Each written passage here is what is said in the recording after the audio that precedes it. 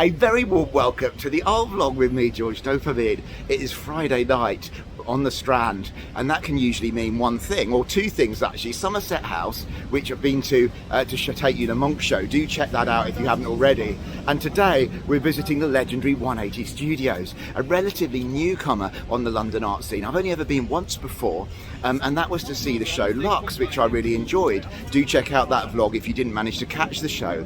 Today there is a new exhibition called Future Shock.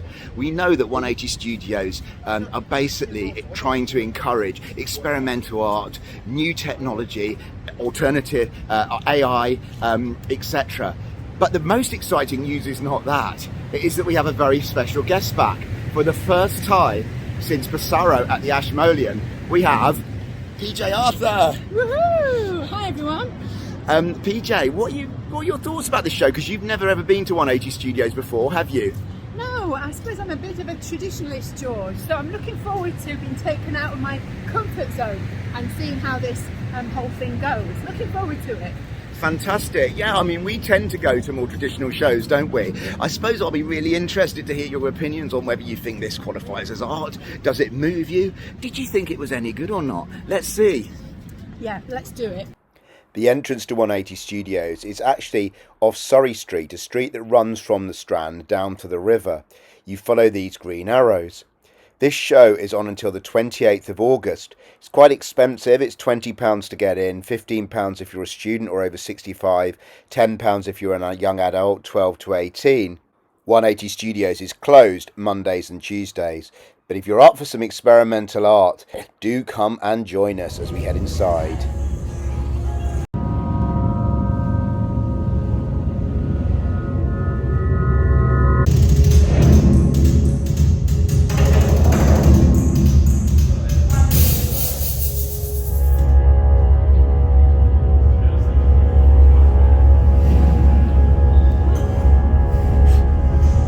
Wow. 也感到失望，是因为你做了你该做的，并做得很好。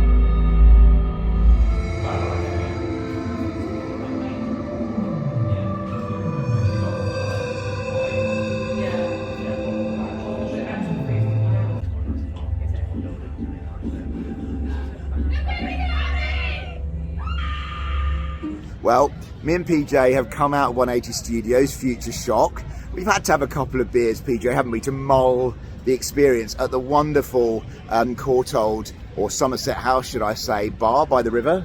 Wonderful, George. Very Yeah, enjoy your San Miguel. Absolutely, thank you. Now, I was really intrigued to see what you thought about 180 Studios, because it's almost like self-consciously, isn't it, at the cutting edge. It's producing art which looks to the future. What did you think of the show overall?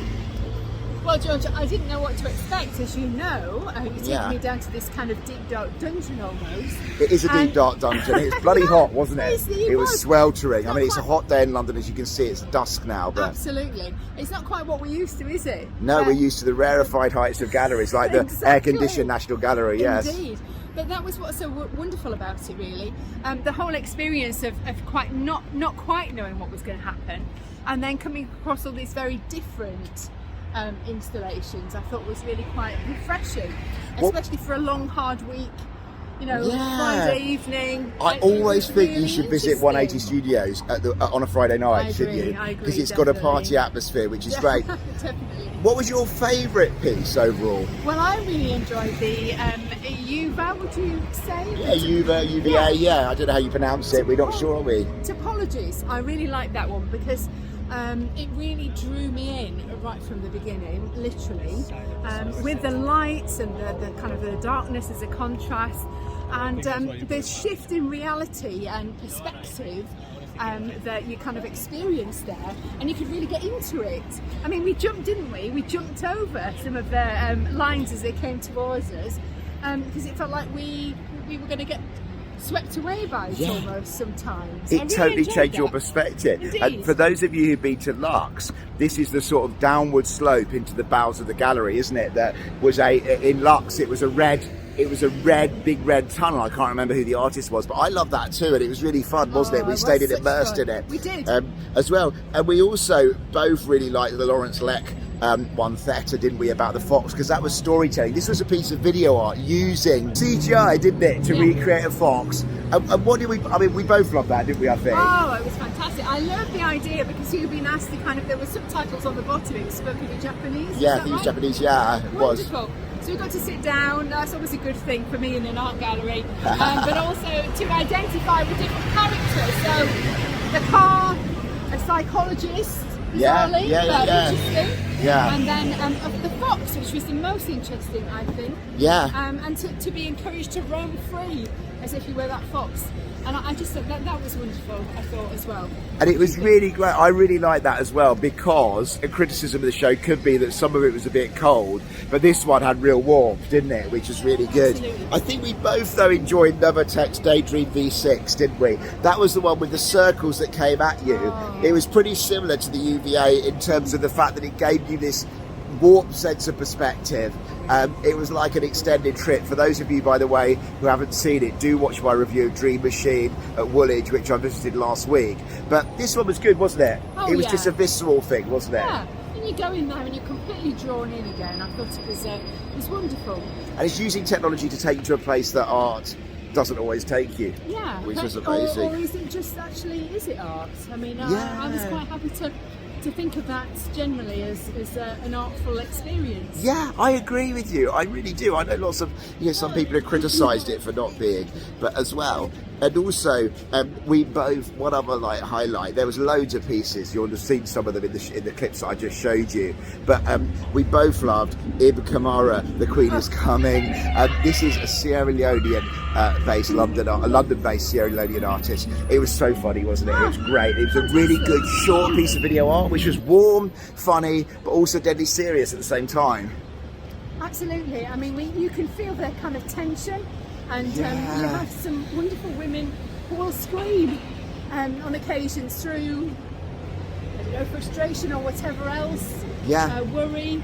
And you can really identify with actually what's going on. I'm sure we've all felt like that at some time in our lives. Wonderful. Exactly. And I think that was probably Ibn Kamara's first piece of art, as far as we could. Well, I think so. It's hard to tell from the description, but it might have been. And I really think he's an exciting artist because there was a certain human side to that, wasn't there? Definitely, and it made me smile. I think you as well. I loved it. Yeah, definitely. Yeah.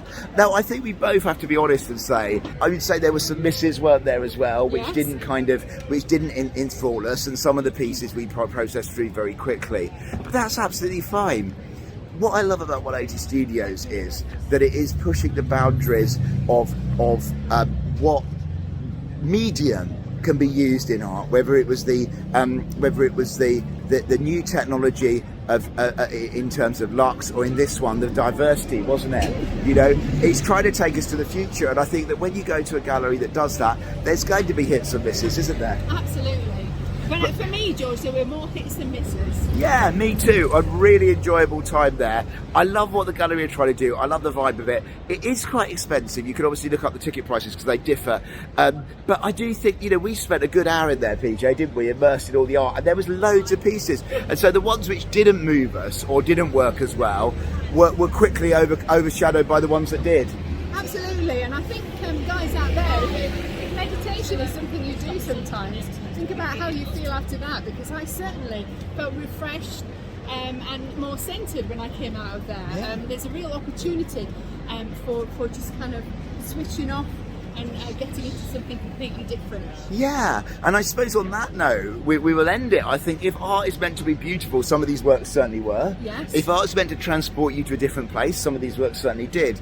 So in that case, do come down to 180 Studios, support it as it tries to bring us this new cutting edge art, OLED technology. That's what I meant to say from the Lux exhibition, sorry. Anyway, with that, do remember to subscribe and hit that notification bell for future reviews of upcoming shows from London, the southeast of England and beyond.